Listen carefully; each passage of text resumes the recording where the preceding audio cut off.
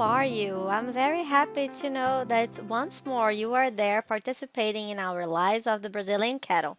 And of course, when you see the spark in my eyes and in my smile, it's because we're going to talk about genetics, and it's what in my heart, and to talk about the Brazilian Zebu genetics and to provide more information about what we have best here in our country to contribute in the efficiency of your country. So, to bring a little bit more about this information with you, we are going to have here in our studio of ABCZ TV in the House of Zebu. We are going to have people from CRV who are going to talk a little bit about all the news that we are going to have in this area. So I would like to invite Antonio Garcia, who is the producer of Zebu and CRV. Welcome. It's a pleasure for me to be here once again in the studio of ABCZ TV. Hi, Issy. It was an immense pleasure to be present here once again at the BCZ TV studio at one other streamed presentation of a Brazilian cattle to talk about genetic, talk about Cebu is one of our passions and it's what we want to talk about. And we come here with a very special reason with Antonio, and I have another guest that is Andres, directly from Colombia. And we're going to be able to talk a lot about genetic improvement and the genetic of Gileiteiro and the Zebu and CRV, both here for Brazil, but for also other international players. This is what's best, right? That's why we smile so much when we talk about genetics. Murilo, welcome. Murilo is the supervisor of Foreign Affairs, and Antonio Thank you, Carlos Nogueira. Lisa.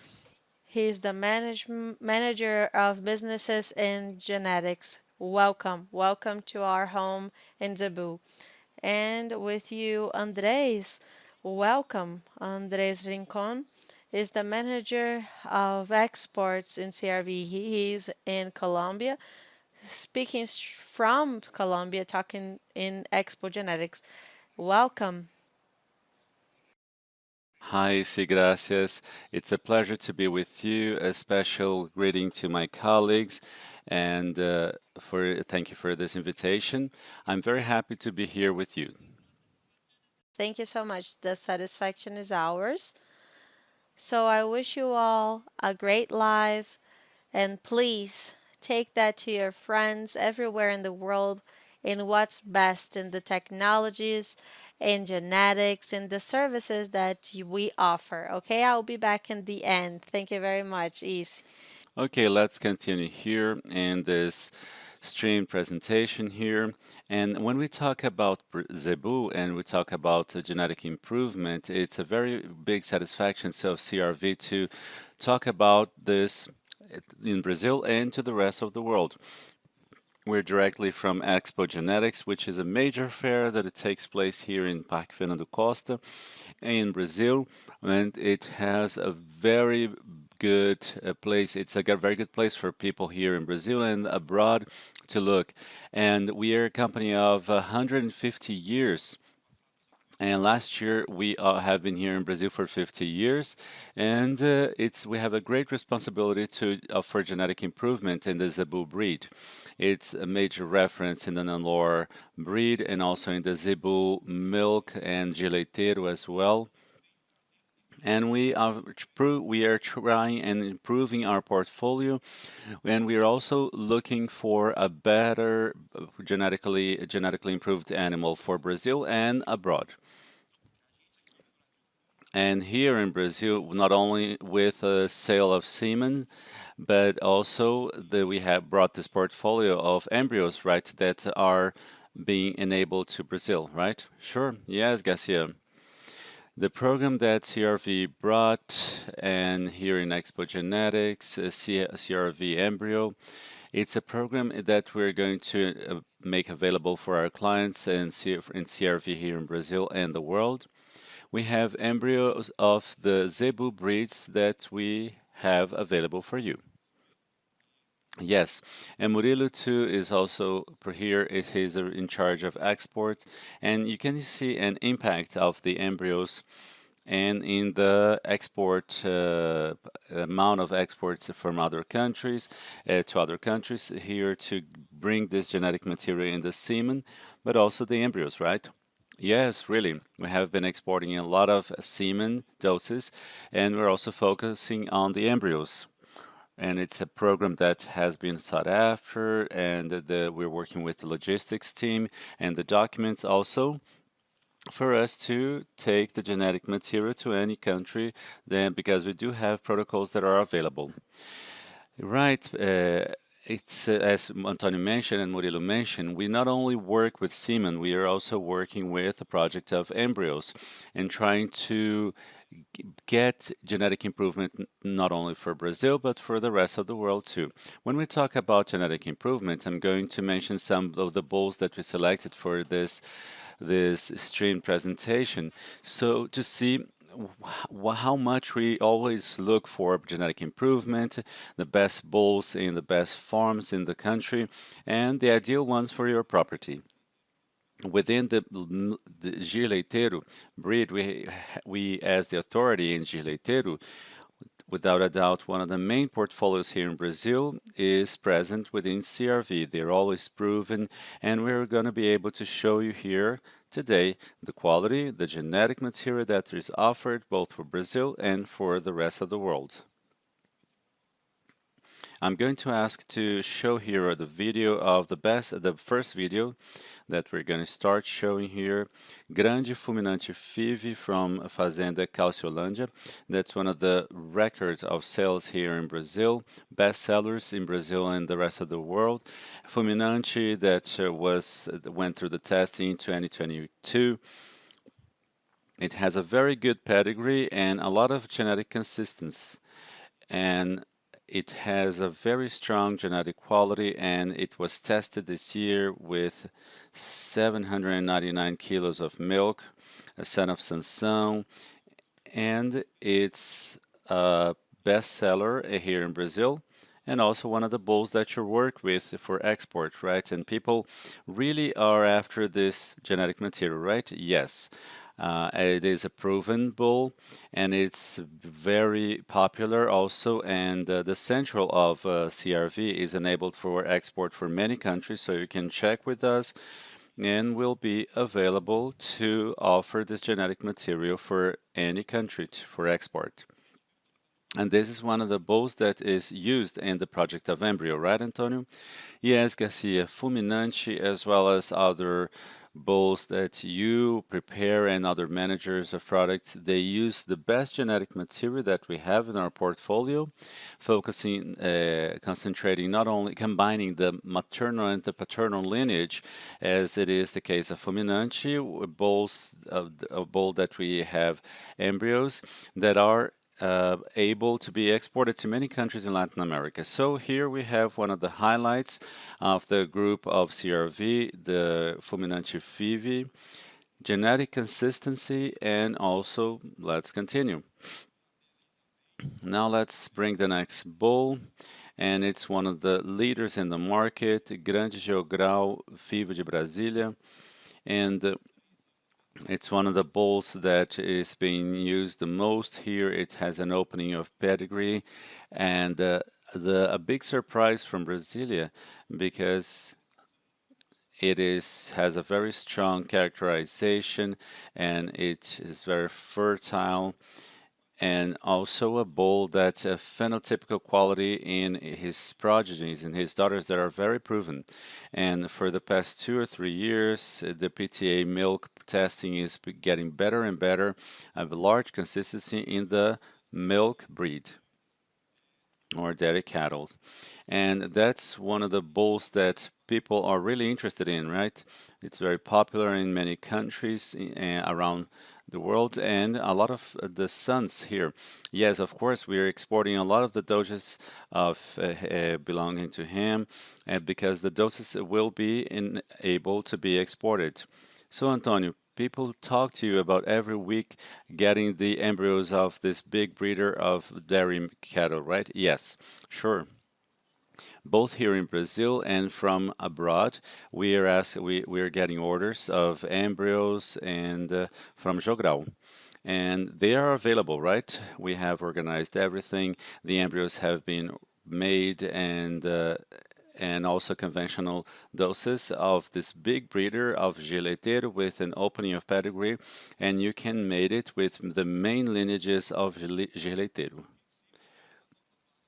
And as we usually mention, we have quality. If you put good quality, you have good quality at the end. So now we have Lipe from Mutum Farm. I'd like to send my regards to Leo, our partners from the Mutum Farm.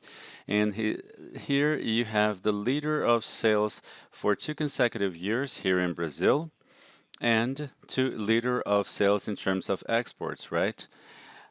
It's the bull that we sell the most here in Brazil, and it shows us why it sells so much. If you talk about Lipe, son of the Mutum Farm, and uh, and here we have it is a big champion in the Expogenetica Park, and it's proven a very good bull. All of the characteristics, very beautiful, with balance in walking, and it shows a lot of quality in terms of phenotype. And because of the genetic consistency. And you, Murilo, what do you think? You have probably exported more than 20,000 doses just in 2022, right? Yes, definitely. Yes, we export a lot, just reach a rating and to come on, visit our central so you can look at these bulls from up close and to see the quality of these bulls for export for many different countries that we're unable to export. Antonio, another bull that we're also working with of the Gileteiro breed, right, that is available for the market, right? Yes.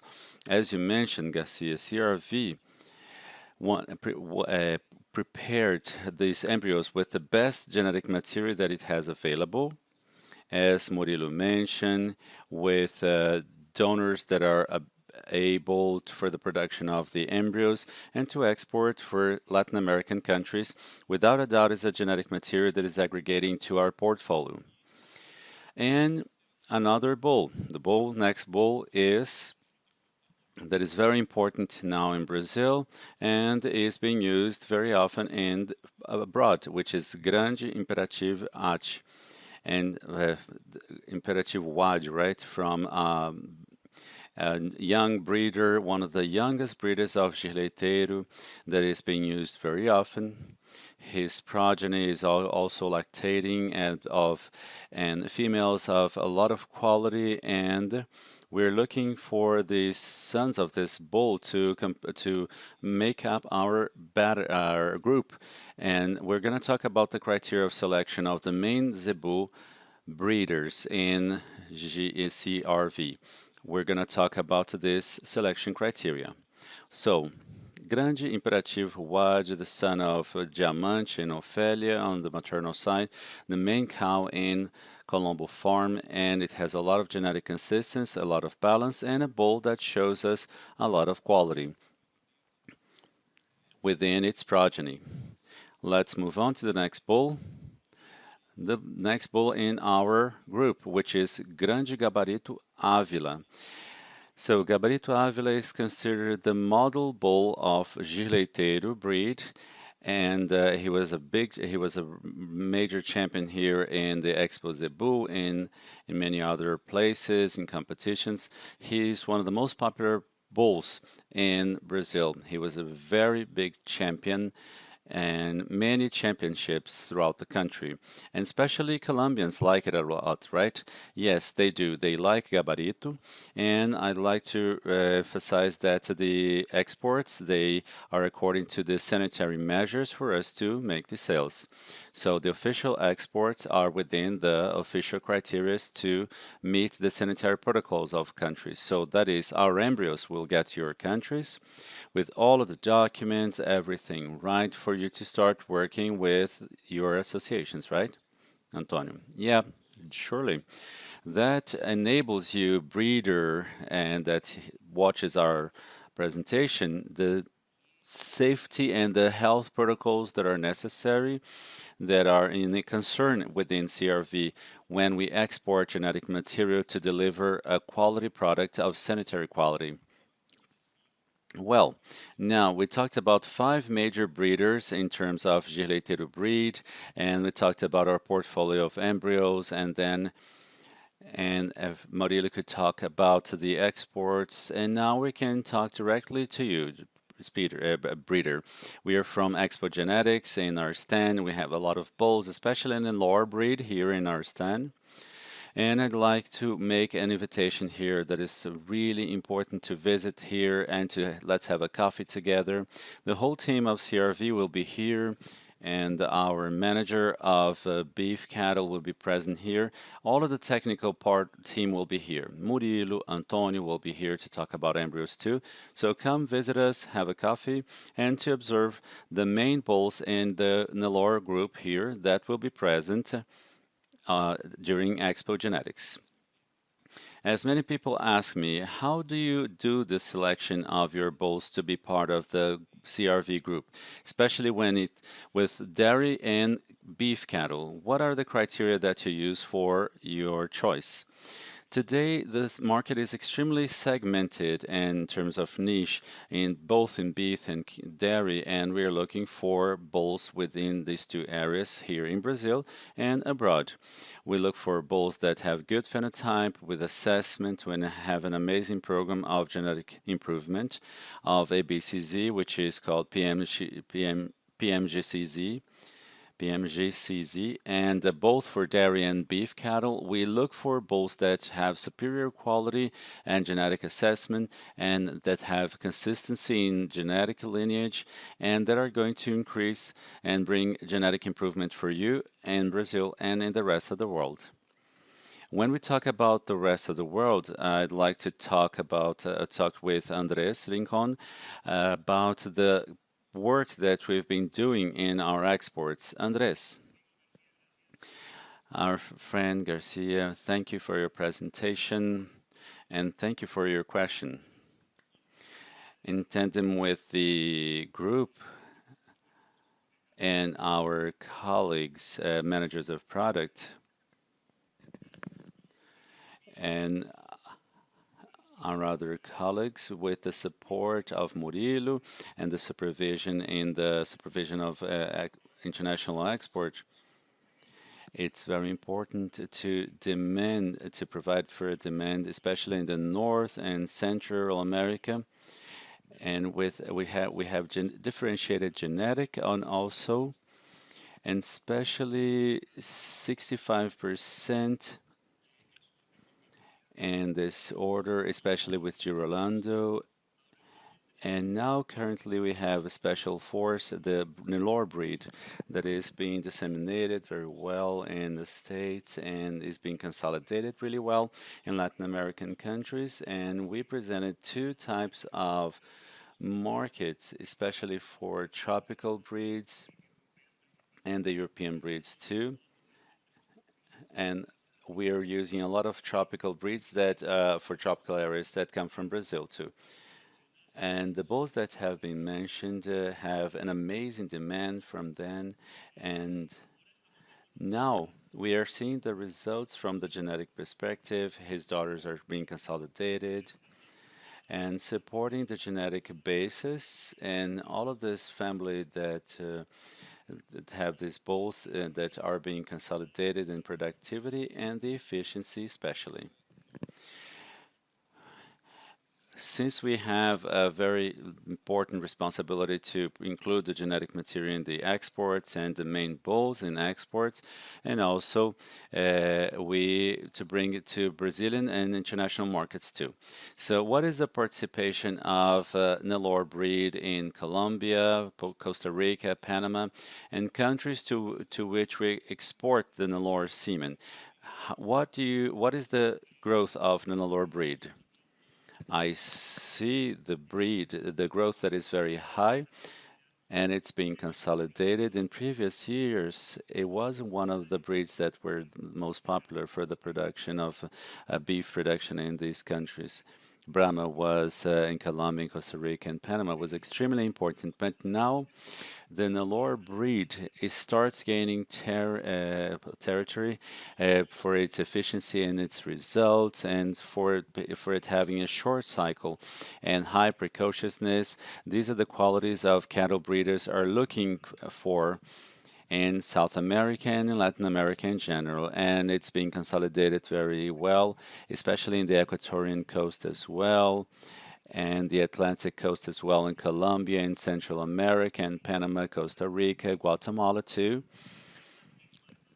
It has a very high demand in terms of longevity and precociousness, and that supports the qualities of this breed, and it's gaining a lot of territory and in the exports up to the countries of Latin America. And our new project of CRV, which is CRV embryo, is also very popular in the countries that you're working with, the part of embryos of zebu, and it's very popular, right? Yes, that is true, Garcia. In fact, the countries where biotechnologies is being very developed. Ecuador, Costa Rica, and Colombia are trying to improve their herds of their cattle using this tool of transfer of embryos. There were some situations in which we tried to improve genetically using good bulls, like very high quality, but we didn't manage with the cows that we had available to reach the same quality that we can achieve with the quality that we import from Brazil embryos. What we have found and what we have seen in the the short term, is a very high opportunity to get embryos from Brazil to grow very rapidly. And with the leadership now, Antonio Nogueira, because we have a great opportunity to add a lot of value with the frozen embryos here in these countries. That is a very good opportunity, and we can have a high demand and a lot of interest by the cattle breeders to use our embryos with the support of great quality bulls that you have, and we can count on this. Perfect, Andres.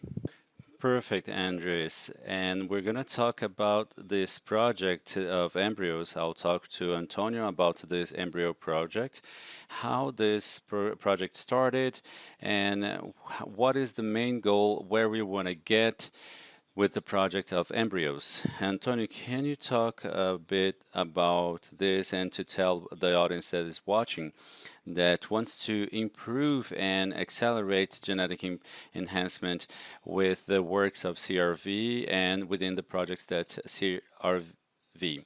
So, well, for us to talk about CRV embryo, I'd like to invite the breeders that are here to watch this video that we're going to show concerning CRVM. In a world where speed is necessary and everything and all the markets to accompany the evolution of technology is to be ahead of its time, your time. It's the challenge and a differential. Now progress is at your reach. Within your reach, in record time, we present CRV Embryo, the solution capable of joining the best of the female cows and the bulls for a superior cattle herd. Now, get there before to the first place in cattle breeding, CRV Embryo, 1 century in 1 generation. Garcia was with a lot of care that CRV prepared this program for our clients. CRV has been working for 1 year, over a year, in the establishing and planning of this program involving all of the areas in the company to develop the product CRV Embryo. And currently, with the support from you, Delmiro, and other colleagues and managers of products, we are identifying superior quality herds considering the criteria that you establish for the donors, always based on these programs of genetic improvement, especially in PMGZ. in which we have Nelore breeds, Sinji, and we also have the assessment of Gir Leiteiro, backing up genetic quality of the donors in the female lineage with the suggestions of the bulls that you provide for mating and or strengthening this genetic tool that is advancing a lot genetic improvement. So now we have available for our clients, not only in Brazil, but as we mentioned to other countries around the world, in which we're getting ready and producing embryos to meet the demands of this market through Andres and our commercial department are getting this demand, and we are producing them to take a CRV genetic for the producers who want to import Brazilian genetic material from Zabu. And yes, Antonio, we are concerned not only with the bulls that we've been using in the embryo project, and but also the females. And we try to get in touch with all of the breeding areas in Brazil and to choose the best families and the best individuals within those farms, so we could work and make it available national and internationally as well. So we were very careful and thorough in the criteria selection. So within Gileiteiro, I could see a herd 800 cows, and to select 60 of these cows of this Gileiteiro group that was very special, and especially from the Nelore breed too, we chose what the best in the Sinji breed as well. So we went to the best breeding areas and the best genetic material within these breeding areas to use with the best bulls from our group, joining a superior genetic both in the paternal and the maternal lineage, in trying to get a genetic material or an embryo that is real superior when it comes to quality, and for you, for breeders, dairy cattle breeders, and beef cattle breeders as well. And we have the responsibility that is very large to offer the market what is really real good quality that's going to improve genetically the cattle, their herd, right? Right, Antonio, as one of the leaders of this project, you have the responsibility to conduce as such an important project that we have to take the best quality of genetic material, right, to the breeders. Yes, definitely. I am lucky to count on you, my colleagues, and all the support that CRV gives us in this new endeavor or this new program of the company, which is a reality, and as we have been mentioning it, and to bring you producers, breeders actually, genetic material with sanitary quality. And we have already mentioned this, but I want to emphasize we have genetic quality allied with security, sanitary security. That is the differential that Garcia is providing the market. Murilo, you see clearly coming from Andres a lot of need for the genetic material that we're offering for genetic exports of genetic material, right? Yes, it is a project we're working on for a year, and we are taking all the measures in terms of protocol, and we're very careful and thorough working within the protocols, identifying the demands. And we've been working really hard, right? Trying to identify the main breeds, the bulls as well. We have selected them, and we've been working very hard to meet your demands. If you have any questions concerning the protocols that are being used, we are available to provide them. And here in Expogenetics as well, right, Murilo? And during the Expogenetics, we're going to answer any questions that they might have. Andres, you could observe and see a lot of cows that we selected for our project of embryos, right? What do you have to say about the cows that were selected for the embryo project?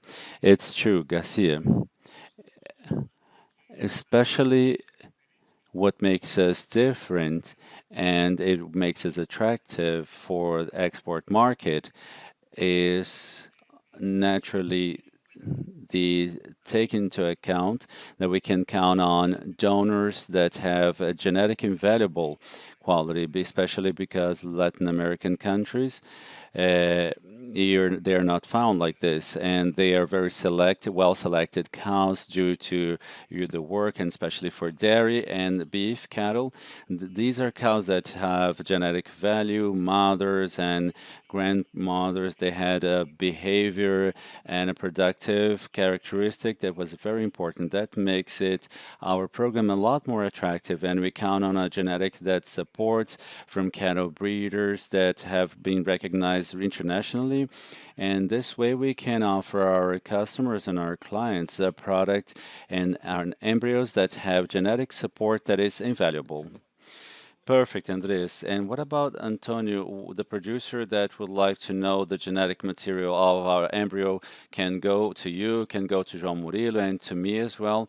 Everyone in the technical team of the company, we we are scheduling a few visits for the main farms that to take you, the breeder who wants to visit the project and to get to know better the project and the farms that have been providing this genetic material to us.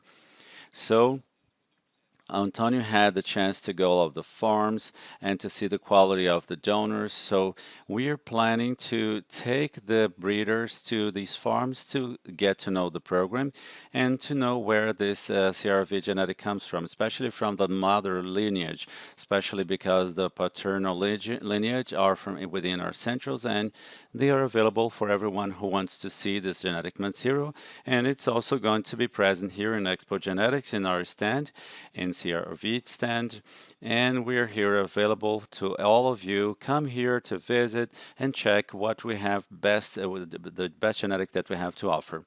Definitely. Garcia mentioned something that it was very important. One of the values that CRV has as company is transparency.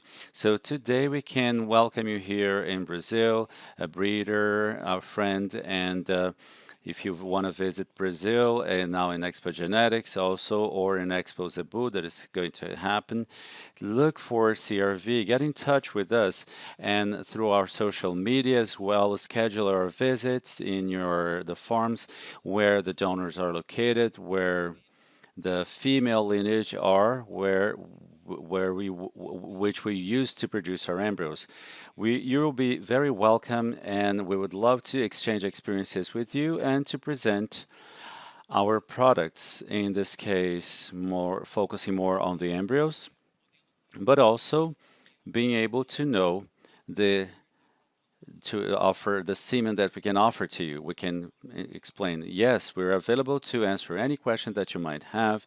If you want to know a little more about the embryo work that we carry out and also the genetic improvements that we have, where we make available the semen, both in Nelore, Senji, Girleiteiro breed, all of these breeds, and all of the bulls that are part of our portfolio of CRV.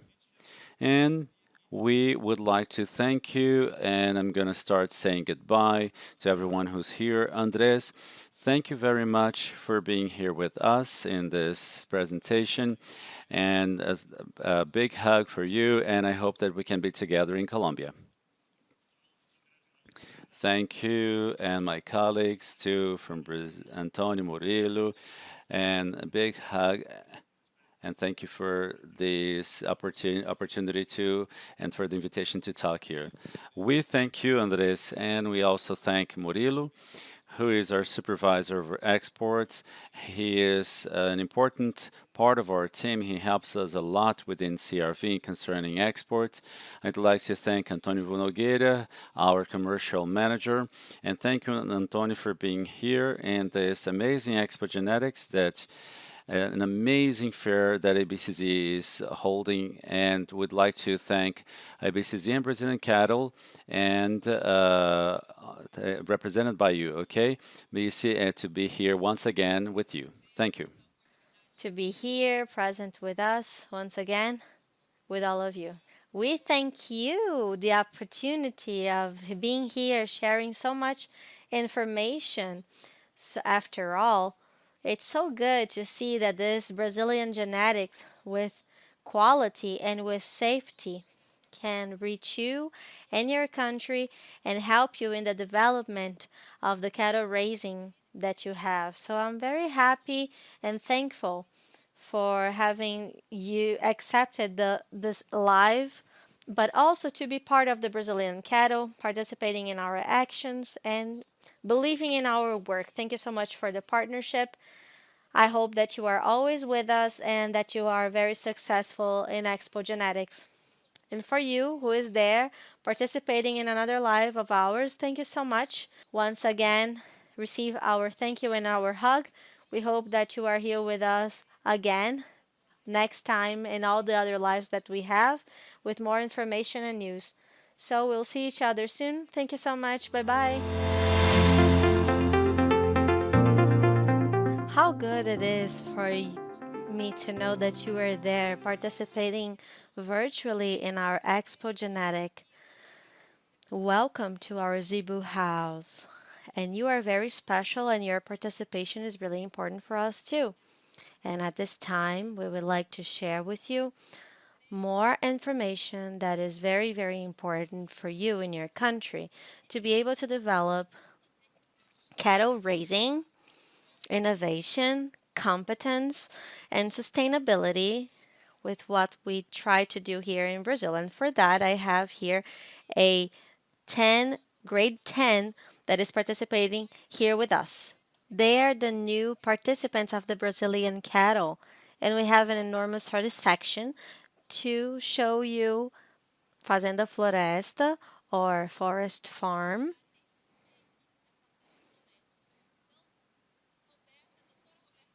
Dr. Roberta Bertin, welcome. She is the owner and the vet from Fazenda Floresta. Paulo Simões, the technical vet of Floresta Farm, and Juliano Villar, who is the manager of Fazenda Floresta, and Dr. Camila Frade, who is the vet of the Embryo Lab. Welcome to our live, to our Zebu home. We have a lot of satisfaction and a pleasure to have you as a part of the Brazilian cattle. We already know that you do a great work and that guarantees to the international buyer to receive the best product possible in their country. And the best Zebuan genetics need to reach you, right? So I'm going to pass the floor to you, Dr. Roberta. You are welcome in our house. And please present all of this development, all of this evolution, and the quality of your work, both for our public and also to anywhere else in the world. So have a great live. Thank you so much. It's a pleasure to be here and to tell you our story, our genetics, our selection, our protocols to deliver to everyone what's best for the Zebuan genetics. And we have many people in the market. We were evolving with time doing the selection and the multiplication. At the time, we had initiated the Nelore race, and now we focused in the milk selection. In 1998, we created an in vitro laboratory, and from then on, our reproduction of these animals of the best genetics are done in this laboratory that is part of the Fazenda Floresta. We attend to not only ourselves but other producers all over the world that want to multiply through this technique, the evolution. And if we compare the in vitro and the artificial intelligence, we get there 10 years of genetic improvement. This is one of the works that we develop in the farm. And from 2020 on, we have installed in the property an clinical analysis of the for vets for small and for big animals in the sanitary in the health security area, and it should be complete for a vet clinic for these animals, and it serves to our animals and breeders all over the world and Brazil that can send that to us. We know that the selection needs to be done for the well-being of the animals and also health security. Some demands are asked, and this needs to be done in the best way possible. So this was really important. This is one of the criterias for us to use that. And this laboratory came to help in the creation and the evolution and the perfection of our chain there. And from 2019 on, we felt the need to really see that in the market, the representation of more than 20 items of portfolio in the area of agribusiness to great animals that is used in the forest farm. We have many representatives in the state of São Paulo to do this delivery, and all of this control is done not only in medications but in animal nutrition. So the complete farm for the producers of Brazil and in the international breeders, it's important as well. So our technical part, it's besides all of the protocols that we have there of the different vets, I've brought here one of the pillars that we have needs to, which is this part of nutrition. The good producer needs to be someone that cultivates well as well. And together we know this type of work that is done, and Paulo is there with me daily. And I'm going to tell you how we do this great production of milk that currently has 15,000 liters. That's it, Roberta. We're going to talk about the system, the breed that we work with, and the results that we're getting, right? So before we start speaking to Paulo Simões, let's show a video, an institutional video of the farm.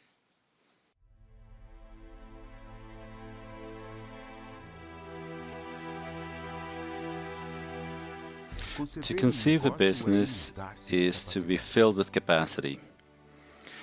In any market, the watershed starts with these simple parts in the simple of the flowing, and they become established. And after that, the reception and the understanding that talent and discipline are a combination that are very powerful, is very powerful. Such combination, if together, will make a dairy industry. Floresta Farm is the forest area of a sustainable project. Without destroying, it dedicates without exploiting. And in order to do that, it studies and develops a lot more than a work concept. It is a project of engagement and, above all, respect. Feel the complexity of every challenge because this challenge implements a culture in the farm. Producing milk is precision. Each udder is a reservoir that we want always to be full, but we have to respect. To become your system profitable, to reduce risks, and the farm Floresta made science and technology and innovation premises to grow. To produce efficient cows without scale, and the genotyping of the herd allows us to understand the productive capacity of each individual, assessing hundreds of animals, selecting, focusing on production and milking capacity. Cows that are capable and qualified to have superior progeny, to multiply. A farm that is complete, positive, sustainable. We're moved by challenges, but our turbines are our customers. Fazenda Floresta, sustainable genetics. The Lins city that is being done with the farm is at the northeast of São Paulo at 400 meters of altitude. It's a challenge because it's very hot there, and we have around 1,400 millimeters of rain as well. They are adapted to our region, and we are able to do the best of this genetics for the production of milk.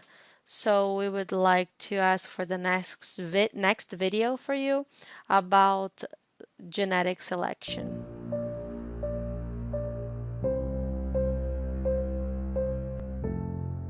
Is the result of a profound study of milking activity. I have graduated in vet med, and I've always worked with big animals with a focus of reduction.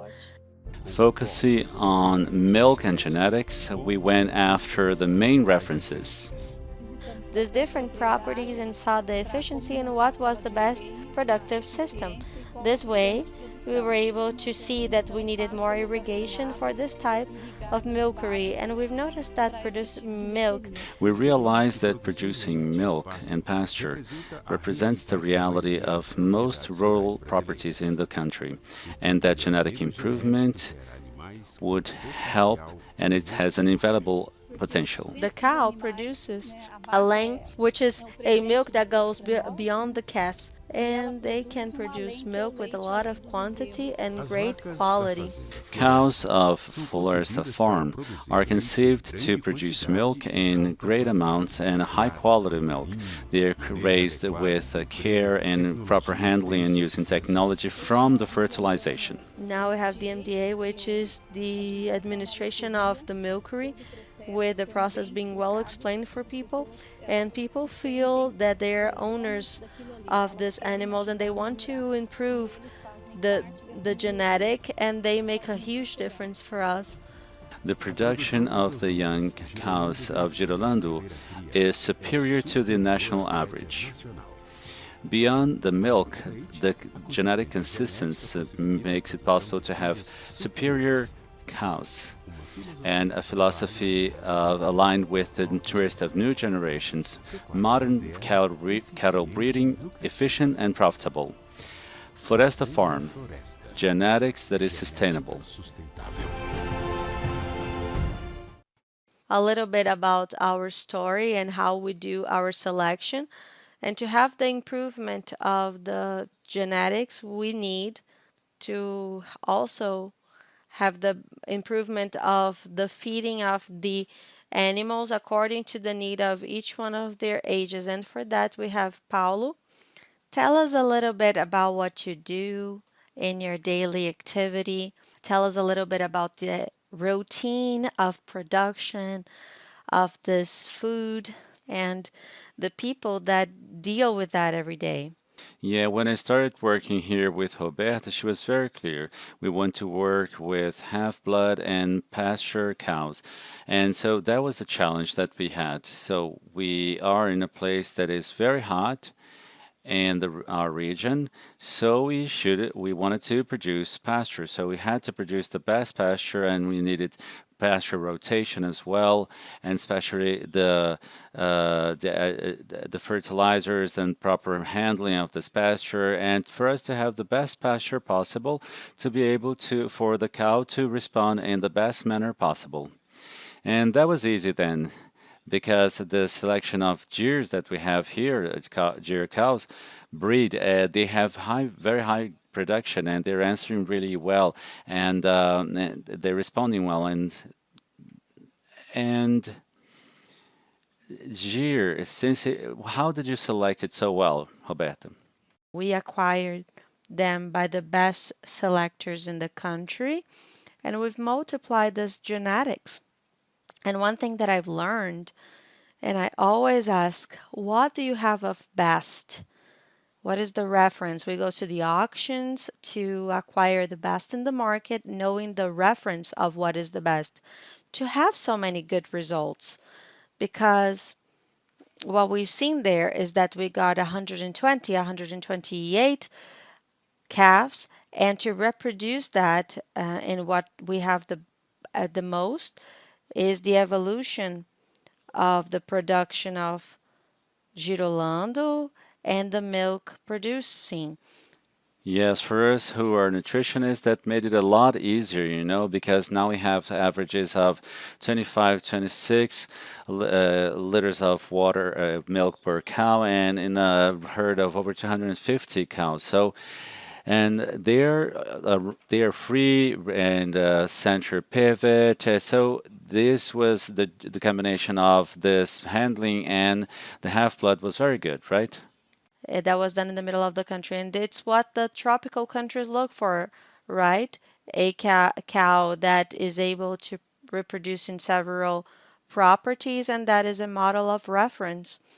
And the production of this food is something that when we study this for many different slots, is that the challenge that we have is how to reach this goal in the cow. And for that, we depend on what the way that we treat people, and that is a big factor. And I know that you control people for that, right? Yes, in spite of talking about milk and pasture, it's not just talking about this. It's a very important work considering this handling. And we also have the cooling, right, Roberto, from using the pivots to improve the environment for the animal and drinking fountains and to have drinking water and clean, okay? And to try and move them without shouting in a more relaxed way. So there is a proper handling, and for this to happen. Our production of pasture and our measurement, the way that it's done in the beginning of the year. Comment a little bit how we have this capacity of managing the pasture really well and the difference between the good managed pasture and the ones that are not. If we get the Brazilian average, it's around one way for a hectare. And we got 15, 16 per hectare. And in winter, we get the oat and and uh, and we have the cattle in the past, right? Pasture, right? So we got 7, 6 per hectare. So whenever it's dry and cold, we even get very high numbers. Of Tifton, right? 85, which is something that is Yeah, oatmeal stands out because Tifton gets more slow, and oatmeal usually stands out. being more spread. Talking about people, let's call for the other video about the internship and how we organize ourselves day to day, and call Juliano as well, who works directly in this process in the farm.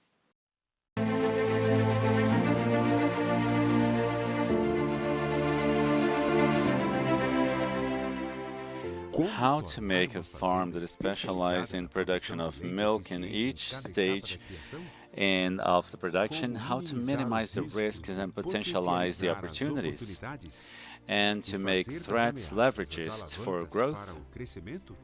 In the first chapter, we talked about the unmeasurable power of genetics. Allied with nutritional planning that is adequate, you can see your cows have huge jumps in production. But the key factor of Floresta Farm are the keys.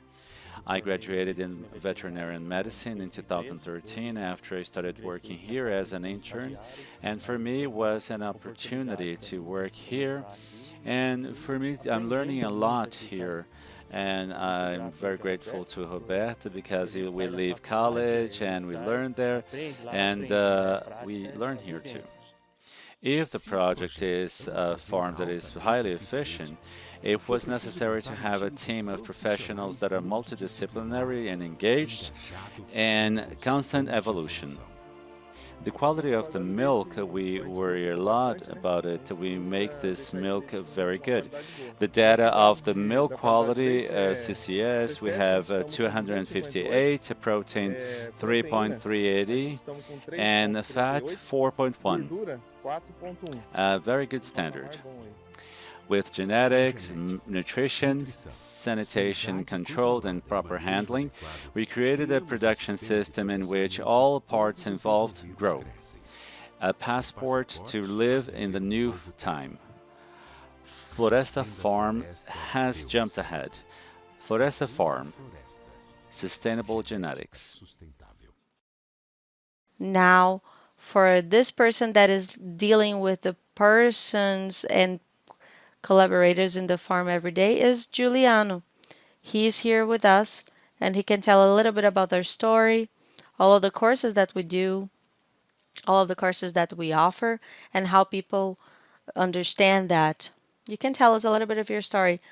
We know the importance that people have within the process of the farm, a farm that generates a lot of opportunities for people who are starting, and it's a farm that is concerned with the people that are working here and to give them conditions for them to grow and to find out what can be improved in each process. It's no use to have a good nutrition, and if we don't have a worker that is willing, that feels how important it is within this process. He has to be grateful and feel pleased to do that in the way that it should be done. So Roberto always tries to give us courses and presents new techniques for all of the areas in milking and personnel management. I believe that is a very important factor for me to bring this in all of the processes and to show why she's there.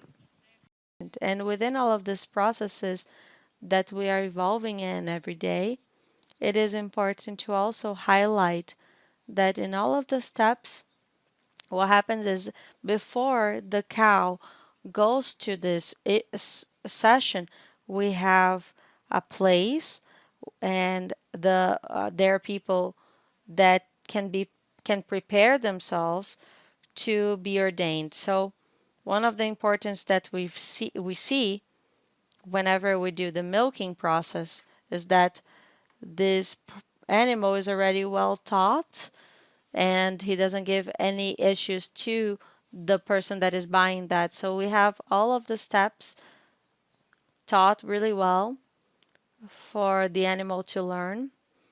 So the he gives birth and then the calf go to the place in the maternity for them to really guarantee that the calves are going to continue being well cared for and to become a future milk cow.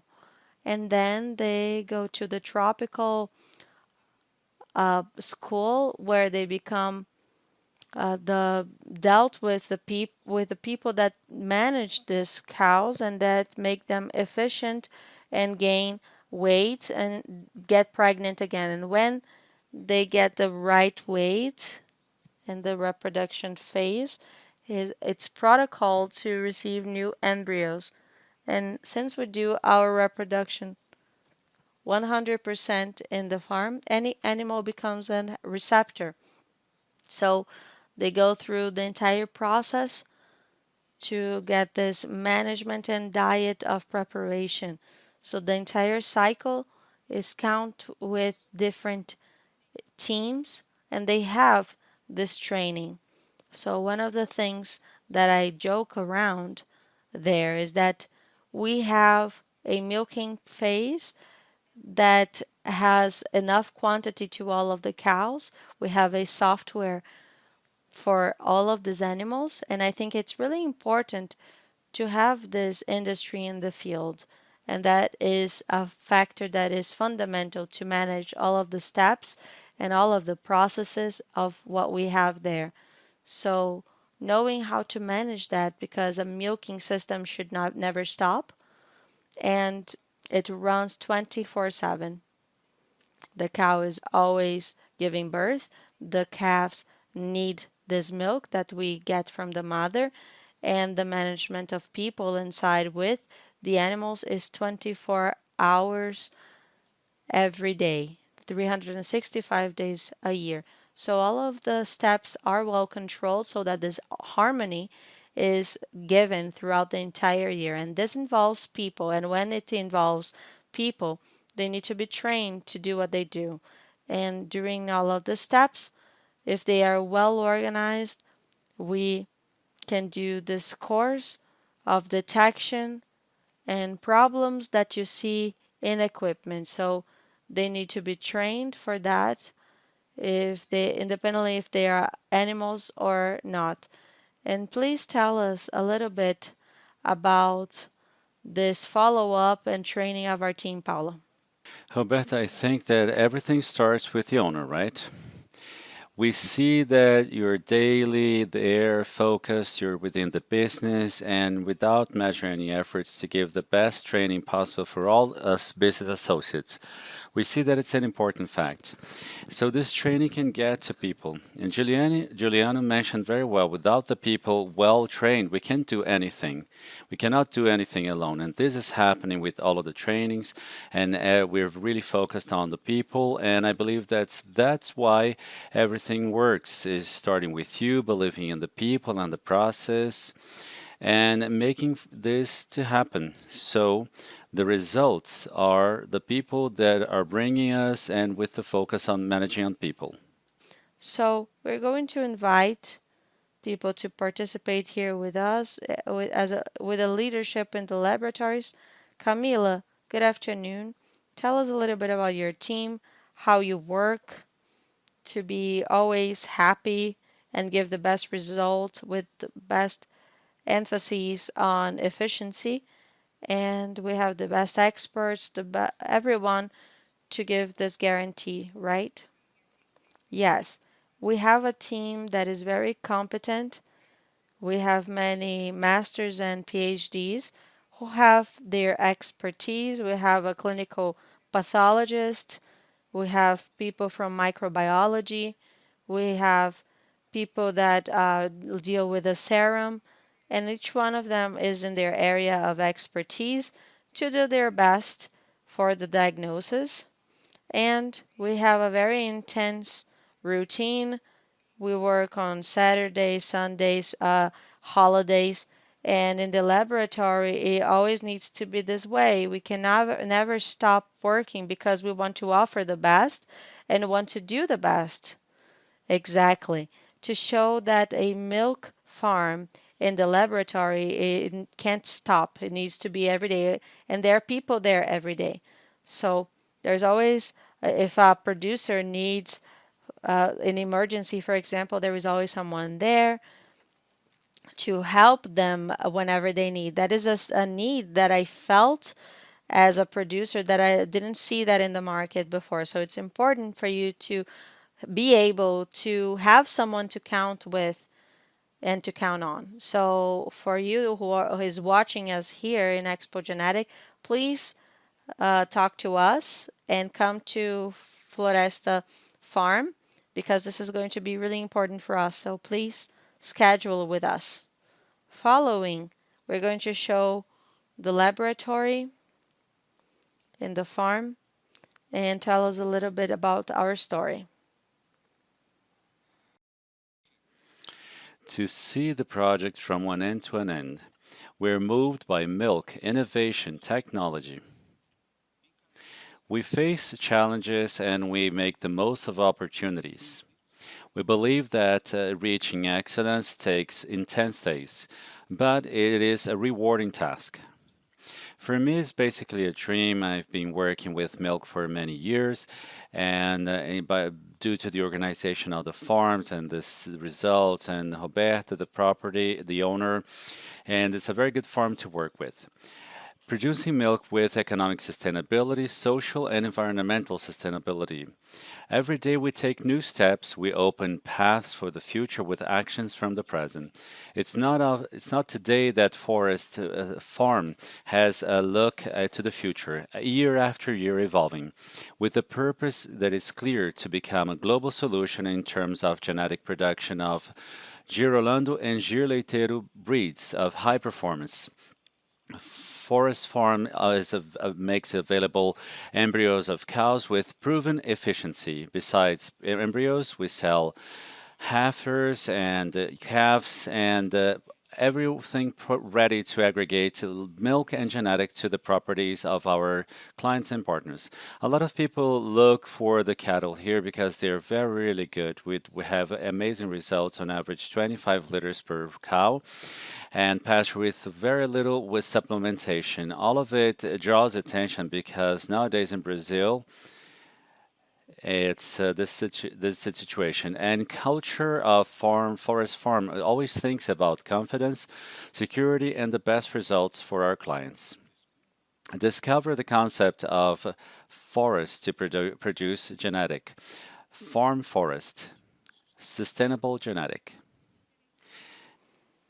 The differentiator of our farm is that we can do the in vitro reproduction and the sanitary measures, the health system is something that we really think about. So Camila tries to bring the best for the producer to have all of the guarantees and warranties for the market.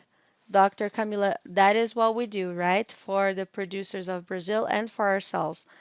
So tell us a little bit about the volumes of exams and reproductions in vitro. Today, we attend not only the demands of the farm itself, but we have producers that use our laboratories of production in vitro and also the diagnosis laboratory.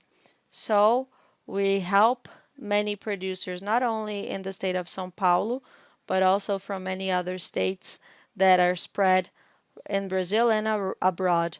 And besides the diagnosis, to talk about something that we do the most in these big animals and what we are demanded for, and the importance to have all of this diagnosis. Now, in serology, what we do the most in the cattle raising is the panel of sanitary control.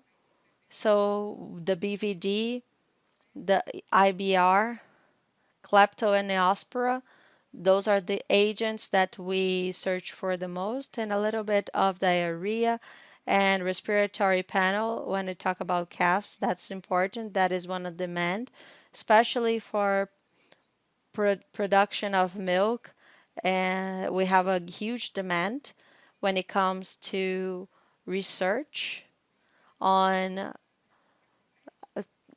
the culture and antibiogram to identify the different agents and what is best to combat, for example, our different diseases. We do more or less 1,500 diagnoses per month, so we are able to have the best the bovine in Brazil, cattle in Brazil. When we implemented the laboratory, a few differentiators that we had uh, took place, right? And the ethogenous diseases really make us aware of that. So can you tell us how that modified our routine with the vaccines? Well, after that we got close to the lab in farms, it was a lot easier for us. It's for us to get the diagnosis and for us to know why and to get deeper. And considering these results, to take the best measures.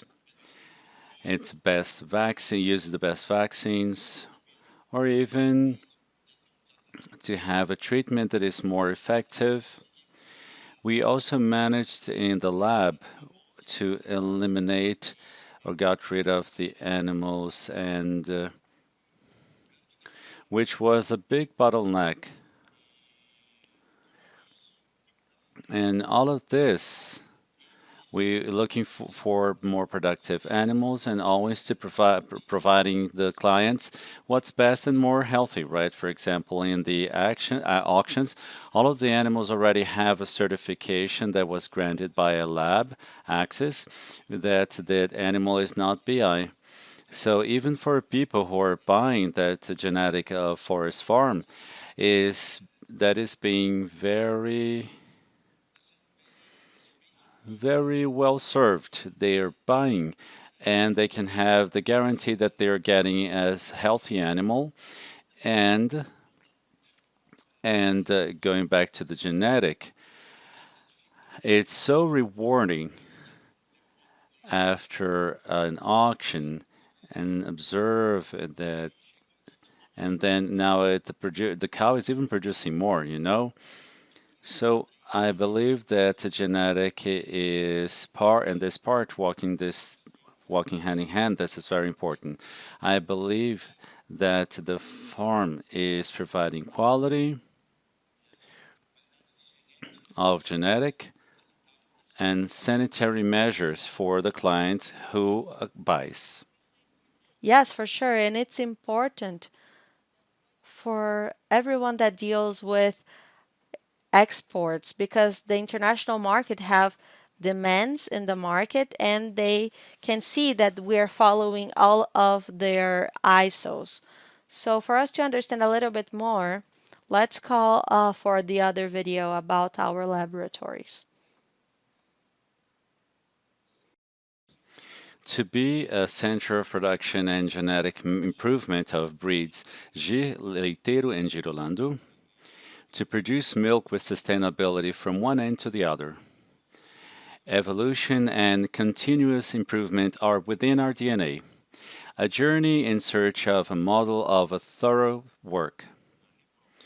HIPRO is the unit of production and transfer of embryos of forest farm.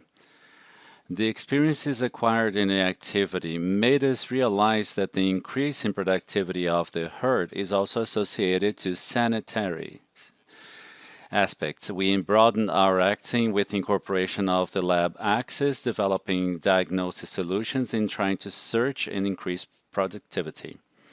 We evolved in the precision of treatments, reducing the use of medicines with gains in health and productivity. The Lab of Control of Quality of Milk guarantees the delivery of a product of high quality and flavor. Vetlins, the Vetlins, it's another business that Forest Farm aggregated to its group, an agricultural store that has opened doors to provide support to all of the rural producers of the region. We work daily. We created a business that is forward with respect with people and the environment and the animals. A farm that becomes what it thinks, what believes in. Forest Farm, sustainable genetic. Our laboratory of reproduction, HEPRO, has an inspection that is done federally and that is demanded for the trade of animals in the internal market, and for the embryos the donors are sent to these centers that are in accordance to the rules of the ministry. This way, we guarantee that you get the best sanitary and genetic quality in your product in your country. The forest farm also receives many interns that are at the end of their graduation in animal husbandry and agronomy and also other engineerings. And we have the coordination of the vets in our team, right, Paul? How do they do that in their daily lives this year? We are going to receive these interns from abroad, right? And Brazil is a reference, so they want to learn what they have, they can learn from best. And for you who is following for this internship, what can you tell us? It's a very cool work, right, Roberta? The intern comes into the farm as if a business associate, like a worker. And each one goes to a specific sector, works between 7 or 8 interns a month. There are many interns there in the farm, and each one goes to a sector and they rotate.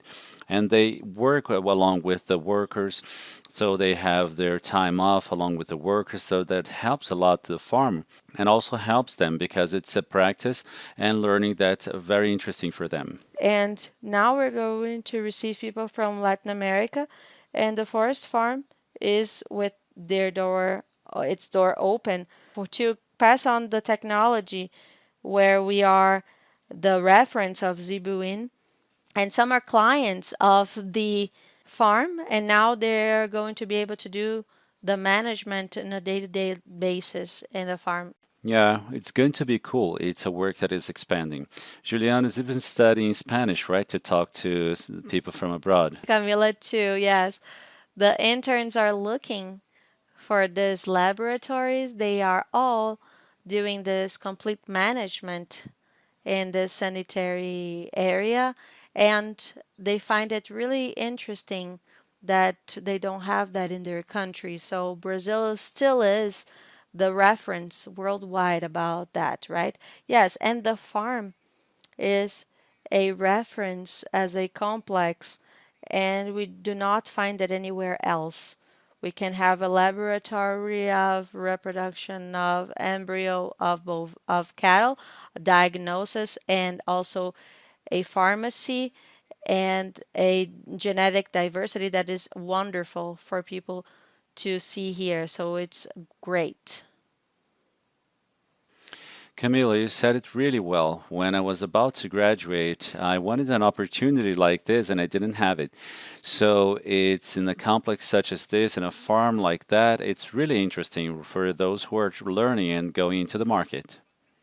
And what's wonderful about that and what makes us really proud to participate in this project is not only offering the genetic improvement, which is my area of work, and it's from the bottom of my heart that I say that, but to offer this genetic improvement with guarantees and sanitary warranties. So having this genetic anywhere in the world and Brazil is something that is amazing with guarantees and security. This genetic is safe.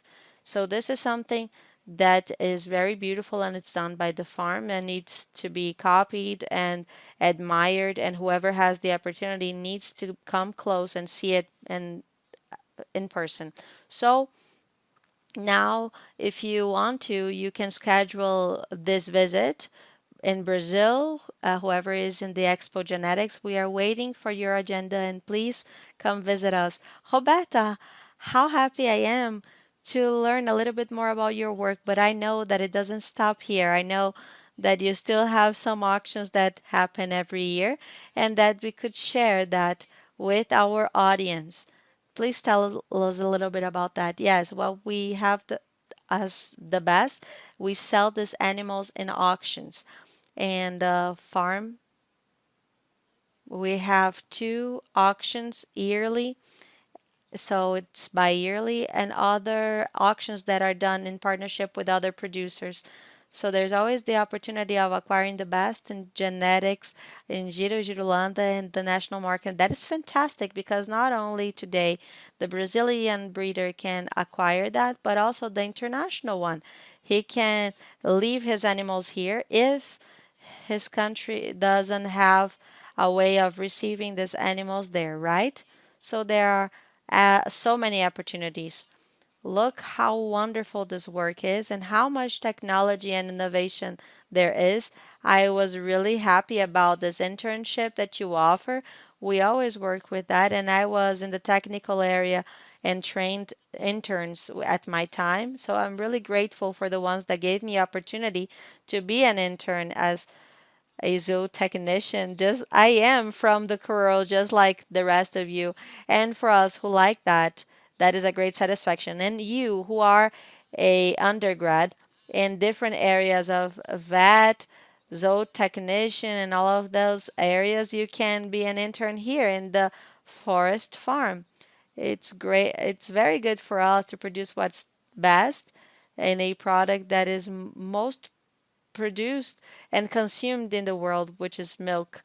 And Brazil being the third greatest producer, that can really help everyone with more efficiency in the production and in quality.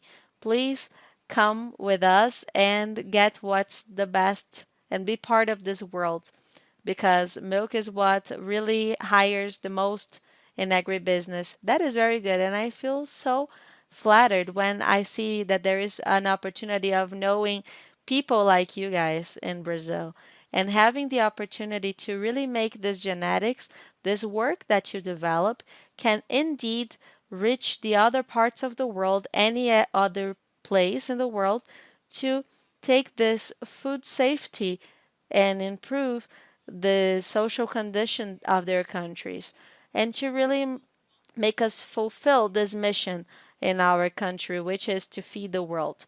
So I know that you fulfill this ambition of yours. Congratulations. Thank you so much. We are going to always be with our doors open to all of the producers in Brazil and in the world. But before I finish, Roberta, I would like for you to share with our friends your social media and your website. Yes, for sure. Our website is bbfazendafloresta.com.br, and in our social media, you can follow our work daily and evolution of genetics in Brazil. Great. Thank you so much. Receive our hug, and you too receive our hug from beyond. And our special thanks for participating in Expo Genetics. We still have a lot. Don't miss it. We have many other lives to share with you and the best of our cattle raising. I see you soon. See you. Bye bye.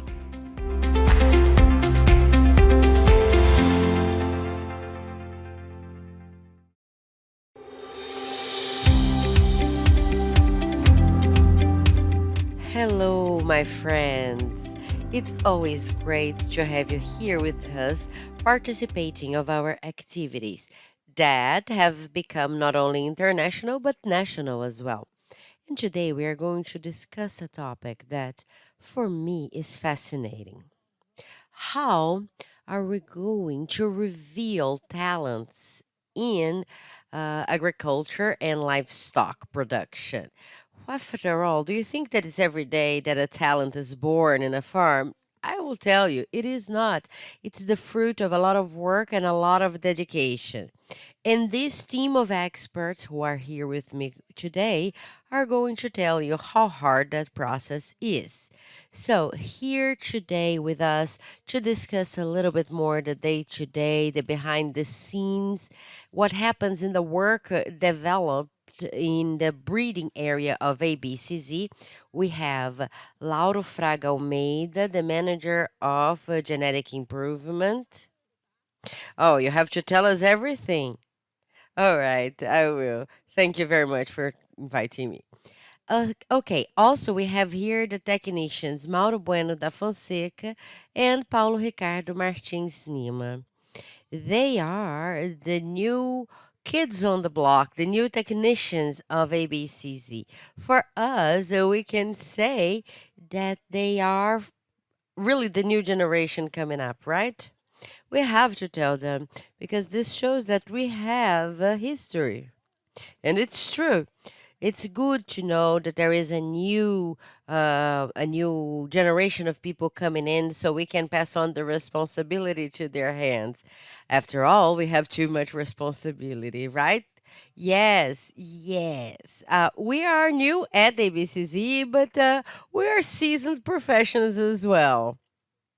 Yeah, we have a lot of stories to tell. See, another one that arrives here with no hair. This ABCZ, I don't know. Everyone is losing the heads in their hair or the hairs in their head.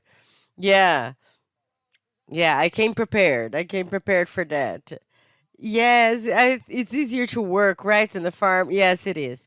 So, the idea here today is to tell to have our audience here in Brazil or anywhere around the world, tell about Penachi's work. Penachi is um a generator of talent, like our president, Mr. Jairo says. The talent revealing is the one that shows what animals are stand out in the context of breeding, selection of biotype.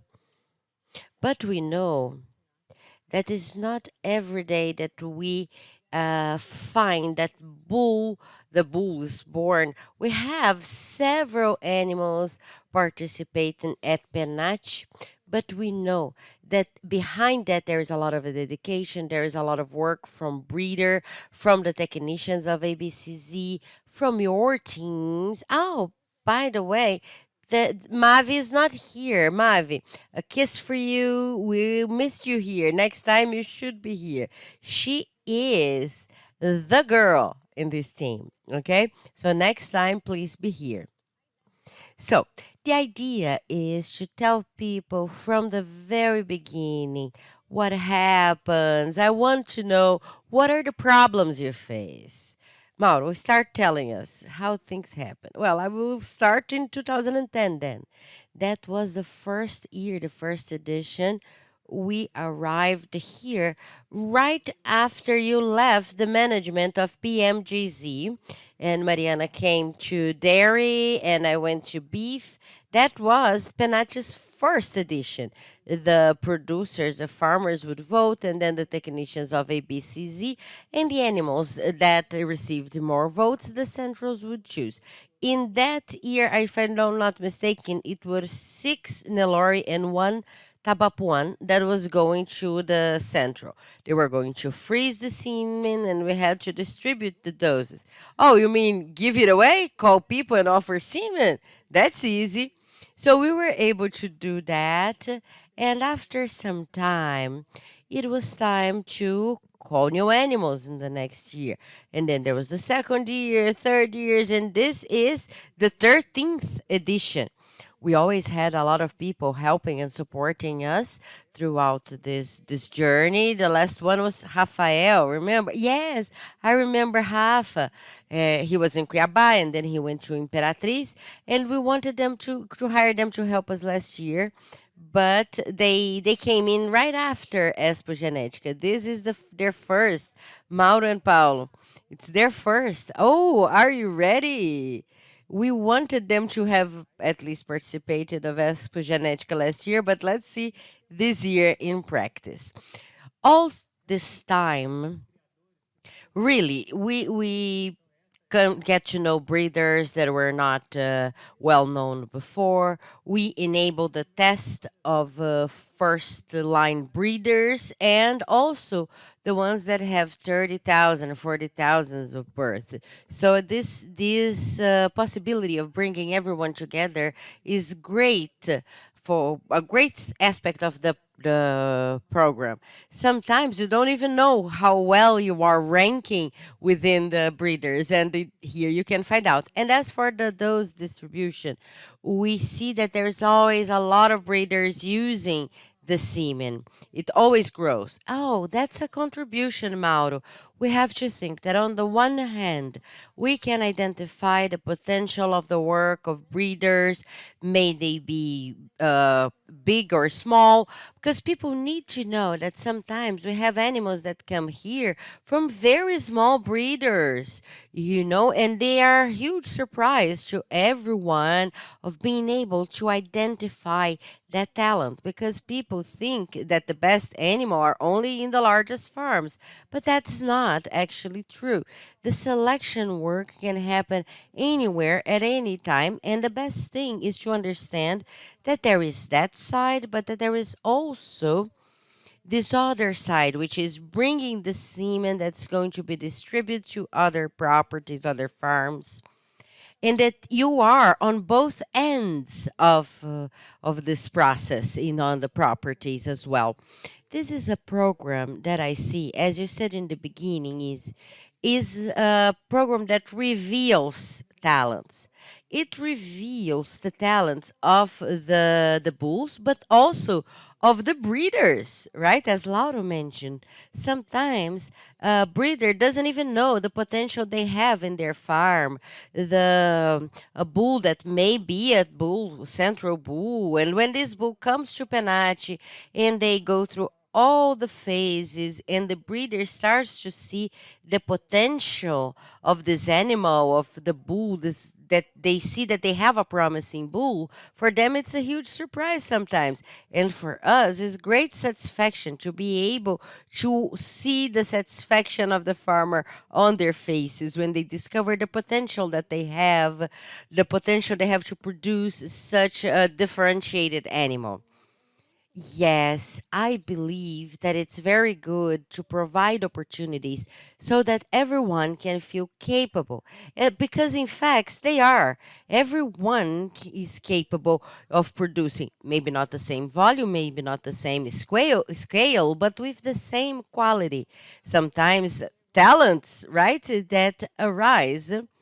So I think you are prepared and you have been watching this phase. And have you identified any jewels? Oh, yes, of course. As you said, there are farms that they think they cannot produce good genetics, but they can. We talk to them and we say, when they want to buy a bull, oh, how do we select? And we try to explain to them the genetics. In genetics, 1 plus 1 does not equal 2. It could be 3, 4, or 5. If it was easy, I would buy a good bull, good cow, and I would have good offspring. But it's not like that. Yes, you cannot just get a solution ready off the shelf. Anyway, so you don't know what the combination that will come out, right? And what we've seen here, as you mentioned, there are some breeders, new breeders, that they came in, they talk to us, and they say, "Oh, I'm coming for the first time. I'm here to learn. It's going to be nice." And this farmer was calling us all the time, and that's today when we saw them arriving. His animal is here, you know. And I called him and I said, "That's wonderful. So you're there." Yes. Oh, it's so great to get here is already very important, right? Yes, it is. In the national context today, when a breeder has an animal that's selected for the final, wow, that is a huge merit. Yeah, we acknowledge that all the animals that are here, they have potential to for mating and also for going to the central and contributing nationally. So the program allows for that, allows for the distribution. We distribute the semen from the north to the south, east to west. This is a positive point of Brazilian livestock production. There is no restriction of genetics. If a farmer has a wonderful donor, they will sell the embryos, and they all use these embryos. So that's why it's very vigorous and it's very democratic as well, right? In that sense. Yes, it's all around the country. Everyone wants to produce good bulls for this bull to be used. So this is, I think that's the best part, finding these talents is not just to keep it to yourself. We are trying to find talents to actually multiply, to make things happen. And it would be great if I can produce more and better. I want this for my neighbors. I want this for other farmers as well. This is one of the reasons why our livestock production is growing all the time and becoming a reference. We have to congratulate the way that the Brazilian breeders play the game. They are always looking for the betterment for everyone and sharing with everyone what we have, the best that we have. I know that I'm biased. I know that when I start talking about livestock, eyes shine, right? What's interesting, Issy, is that people sometimes say, "Oh, it's so hard." As I mentioned in the beginning, it's so hard to reveal a talent, but we have to highlight, and it is paramount, that ABCZ provides all the support for the breeder to be able to, at least when doing good work, ABCZ provides all the tools in our genetic improvement program with our technicians so that these breeders can find these talents. Yes, and produce with a lot of quality, right? And this is something I would like to ask you guys.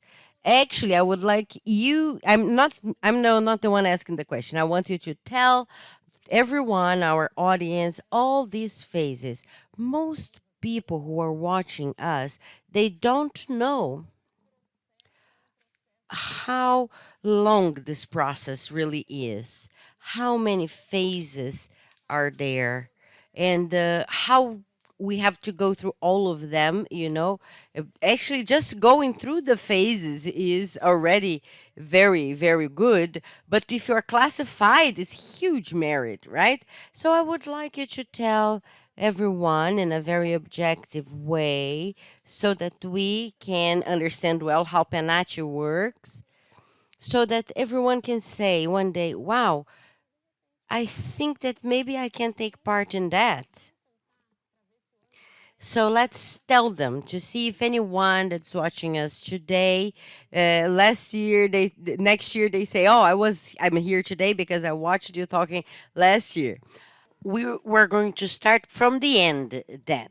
When a breeder comes to participate of Penache, he knows that if the breeder is classified, they have to send to the center and freeze 600 doses.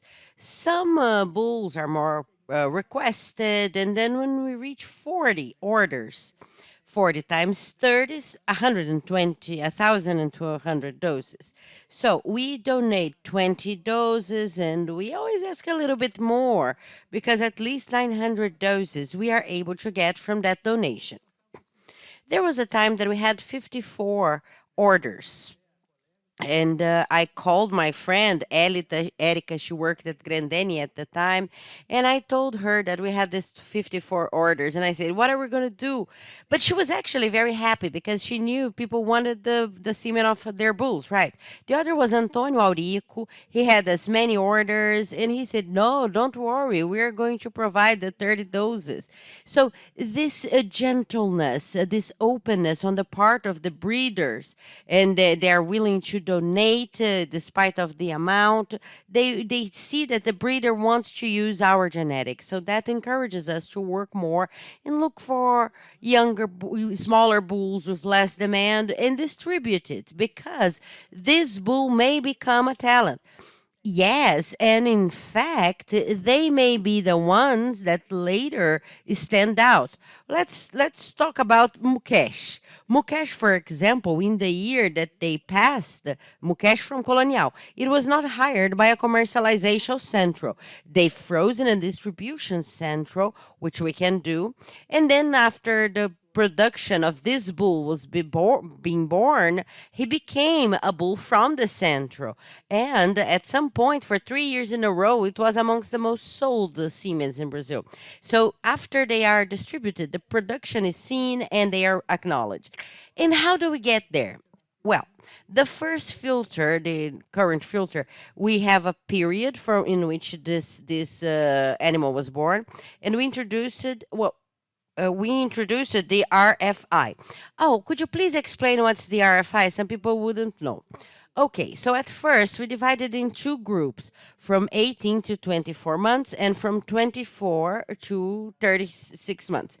And the researchers, they were saying, they were related to this residual feed intake, they were researching that, and they say that the animals had to be finished at 24 months.